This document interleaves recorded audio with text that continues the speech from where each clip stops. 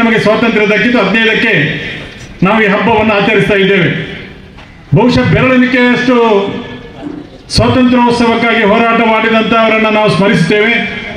ಆದರೆ ಲಕ್ಷೋಪಲಕ್ಷ ಜನ ಈ ಸ್ವಾತಂತ್ರ್ಯಕ್ಕೋಸ್ಕರ ಬಲಿದಾನವಾಗಿದ್ದಾರೆ. ನಮಗೆ ಸ್ವಾತಂತ್ರ್ಯ ದಕ್ಕಿತು 15ಕ್ಕೆ ನಾವು ಈ ಹಬ್ಬವನ್ನು ಆಚರಿಸ್ತಾ ಇದ್ದೇವೆ. ಬಹುಶಃ ಬೆರಳೆಣಿಕೆಯಷ್ಟು ಸ್ವಾತಂತ್ರ್ಯೋತ್ಸವಕ್ಕಾಗಿ ಹೋರಾಟ ಮಾಡಿದಂಥವರನ್ನು ನಾವು ಸ್ಮರಿಸುತ್ತೇವೆ. ಆದರೆ ಲಕ್ಷೋಪಲಕ್ಷ ಜನ ಈ ಸ್ವಾತಂತ್ರ್ಯಕ್ಕೋಸ್ಕರ ಬಲಿದಾನವಾಗಿದ್ದಾರೆ. ಎಲ್ಲರನ್ನ ಮನಸ್ಸಿನ ಒಳಗೆ ನಾವು ಸ್ಮರಿಸುತ್ತಾ ಎಲ್ಲರಿಗೂ ಆ ಒಂದು ಬಲಿದಾನ ತ್ಯಾಗದ ನೆನಪನ್ನು ನಾವು ಇಡುತ್ತಾ ಇವತ್ತು ಸ್ವಾತಂತ್ರ್ಯ ಬಂದ ಮೇಲೆ ಬಹುಶಃ ಜಗತ್ತಿನಲ್ಲಿ ಇವತ್ತು ಭಾರತ ಬಹಳ ವೇಗವಾಗಿ ಮುನ್ನುಗ್ತಾ ಹೋಗ್ತಾ ಇದೆ. ಎಲ್ಲ ರೀತಿಯಿಂದಲೂ ಭಾರತ ಜಗದ್ಗುರು ಆಗುವಂತ ಹತ್ತಿರ ಆ ಮೆಟ್ಟಲನ್ನು ಏರುತ್ತಾ ಇದೆ. ಇವತ್ತು ಆಗಸ್ಟ್ 15 ನಾವೆಲ್ಲರೂ ಬಹಳ ಖುಷಿಯಿಂದ, ಅದರಲ್ಲಿಯೂ ಶಾಲಾ ಮಕ್ಕಳು ಬಹಳ ಖುಷಿಯಿಂದ ಈ ಹಬ್ಬವನ್ನು ಆಚರಿಸಿ ಆಗಸ್ಟ್ 15 ಯಾವಾಗ ಬರ್ತದೆ ಅಂದರೆ ನಾವು ಕಾದು ಕುಳಿತುಕೊಳ್ತೇವೆ.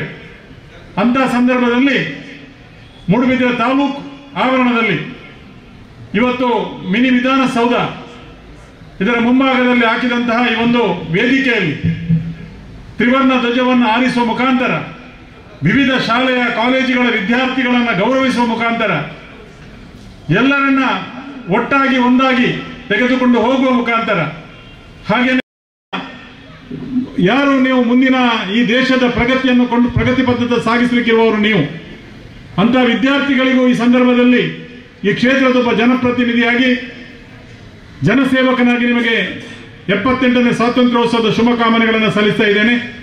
ಹಾಗೆ ಎಲ್ಲ ನಮ್ಮ ತಾಲೂಕಿನ ಪ್ರತಿಯೊಬ್ಬರಿಗೂ ಸ್ವಾತಂತ್ರ್ಯೋತ್ಸವದ ಶುಭಾಶಯಗಳನ್ನು ಸಲ್ಲಿಸುತ್ತಾ ಬಂದಂತ ನಿಮಗೆಲ್ಲರಿಗೆ, ನಮಗೆ ಮತ್ತು ನಿಮಗೆ ದೇವರು ಒಳ್ಳೆಯದನ್ನು ಮಾಡಲಿ.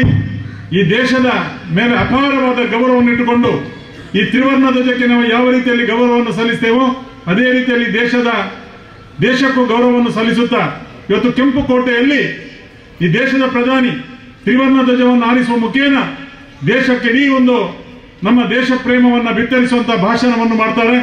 ನಾವೆಲ್ಲ ಇದನ್ನು ಸಹ ಈಗ ಮುಗಿದಿದ್ದರೂ ಇನ್ನೊಮ್ಮೆ ಟಿವಿಯಲ್ಲಿ ಅದನ್ನು ನೋಡಿ ಆನಂದಿಸಬೇಕು ಅಂತ ಕೇಳಿಕೊಳ್ಳುತ್ತಾ 78ನೇ ಸ್ವಾತಂತ್ರ್ಯೋತ್ಸವದ ಶುಭಕಾಮನೆಗಳನ್ನು ಇನ್ನೊಮ್ಮೆ